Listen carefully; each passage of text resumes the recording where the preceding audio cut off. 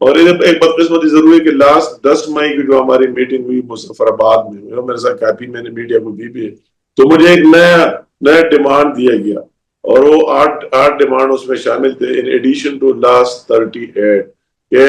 یہ بھی شامل ہے 10 مئی کو کہ اگر آپ یہ ڈیمانڈ نہیں مانتے تو پھر بھی ہم 9 جون کو یہاں نکلیں گے اور کشمیر کو لاک بند کریں گے، انتخابات بھی نہیں ہونے دیں گے، کوئی نقل و حمل بھی نہیں ہونے دیں گے۔ تو 8 ڈیمانڈ میں الیکشن کا ملتوی جو بھی وہ لمبی چوڑی چیزیں، ایک 4 نمبر ڈیمانڈ یہ بھی تھا کہ وہی جو اے جے کے آئین میں لکھا ہوا ہے کہ جو ممبر پارلیمنٹ بن جاتے ہیں تو اس کو حلف لینا ہوگا، اوت لینا ہوگا، وہی اوت پر وہ کہے گا، حلف لے گا کہ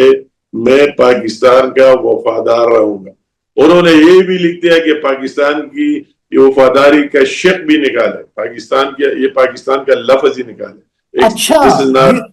acceptable, this is not acceptable. تو وہ ایک شیکنگ، میں حیران ہو گیا، ان سے بار بار سوال بھی کیا یہ جوائنٹ ایکشن کمیٹی کا مطالبہ سب نے تھا، اس پر سائن کیا ہے، اس کی کمیٹی کی تمام ممبران کا اس پر سائن ہے، میں نے وہ میڈیا میں بھی دیے،